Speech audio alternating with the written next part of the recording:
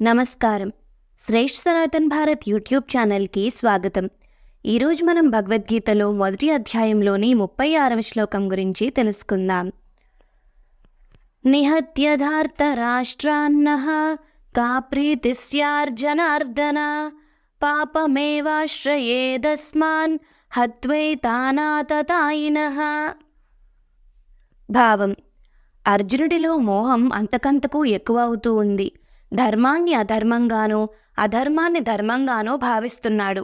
దుర్మార్గులను శిక్షించి సన్మార్గులను రక్షించడం క్షత్రియ ధర్మం. కానీ దానిని మరిచిపోయి వాళ్ళు అధర్మం చేశారని మనము అదే పని చేస్తామా, వారిని చంపుతామా అని అంటున్నాడు. ఓ జనార్దన, నాకు తెలియక అడుగుతాను, అసలు ఈ యుద్ధం ఎందుకు చేయాలి? ఈ యుద్ధంలో కౌరవులను చంపి నేను బావుకునేదేముంది? వీళ్లను చంపితే మనకు సుఖం ఆనందం కలుగుతుందా, లేక పుణ్యం వస్తుందా? కేవలం వీళ్ళ మీద ఉన్న పగ ప్రతీకారం కోసం వీళ్ళను చంపాలా? వీళ్ళను చంపి ఆ పాపం మూటగట్టుకోవాలా? అది సరేనయ్యా. కౌరవులు దుర్మార్గులు, ఆతతాయిలు, ఎన్నో పాపాలు చేశారు. వాళ్ళు పాపాలు చేశారని మనం కూడా చేస్తామా? వాళ్ళు లక్క ఇంట్లో మమ్మల్ని ఉంచి తగలబెట్టారు. మా భార్యను వివస్త్రను చేసి అవమానించారు. మా ధనాన్ని అపహరించారు. మా రాజ్యాన్ని అక్రమంగా లాక్కున్నారు. మమ్మల్ని శారీరకంగా మానసికంగా హింసించారు. మాకు విషం పెట్టి చంపడానికి ప్రయత్నించారు. నిజమే, ఇవన్నీ చేశారు. వీటి వలన మాకు ఎంతో నష్టం, మనస్తాపం కలిగాయి. మాలో పగ ప్రతీకారం ప్రజ్వరిల్లింది. అంత మాత్రం చేత వీళ్ళందరినీ చంపాలా? పాపం మూటగట్టుకోవాలా? ఈ పాపులను చంపితే మనకు పాపమే కాని పుణ్యం రాదు కదా, ఏమంటావు అని కృష్ణుడిని నిలదీశాడు అర్జునుడు. అధర్మాన్ని అణచవలసిన క్షత్రియుడు పోనీ పాపం అంటున్నాడు. ఇది పిరికితనం లక్షణం. ఈ పిరికితనం అర్జునుడిలో ప్రవేశించింది. తాత్కాలికంగా తన క్షత్రియ ధర్మం మర్చిపోయేటట్టు చేసింది.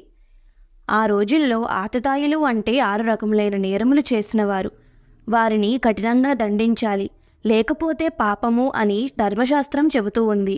అర్జునుడు క్షత్రియుడు, ధర్మశాస్త్రమును అమలు చేయవలసినవాడు, దుర్మార్గులను శిక్షించవలసినవాడు. అలా దుర్మార్గులను శిక్షించడం వలన పుణ్యమే కాని పాపం రాదు. దుర్మార్గులను కఠినంగా శిక్షించకపోతేనే పాపం వస్తుంది అని తెలిసినవాడు. కానీ ప్రస్తుతం ఒక విధమైన మోహములో పడి ఉండటం వలన తాను చదువుకున్న ధర్మశాస్త్రములు అన్నీ తాత్కాలికంగా మరిచిపోయాడు. వాళ్ళు దుర్మార్గులు, ఆతతాయిలు అయినా వాళ్ళను చంపుతామా, చంపి పాపం మూటగట్టుకుంటామా అనే వితండవాదం చేస్తున్నాడు. పాపం కృష్ణుడు ఓపిగ్గా వింటున్నాడు. ఇక్కడ ఆతతాయిలు అంటే 6 మందిని అంటారు. ఇతరుల ఇళ్లకు నిప్పు పెట్టేవాళ్ళు, ఇతరులకు విషం ప్రయోగం చేసేవాళ్ళు, ఆయుధములతో తిరుగుతూ నిరాయుధులైన ఇతరులను హింసించేవాళ్ళు, ఇతరుల ధనాన్ని ఆస్తులను లాక్కునేవాళ్ళు, ఇతరుల భూములను ఆక్రమించుకునేవాళ్ళు, ఇతరుల భార్యలను అపహరించేవాళ్ళు. మనుస్మృతి ప్రకారం ఇటువంటి నేరాలకు మరణశిక్ష విధించేవాళ్ళు. సర్వే జనా సుఖినో భవంతు. నమస్కారం.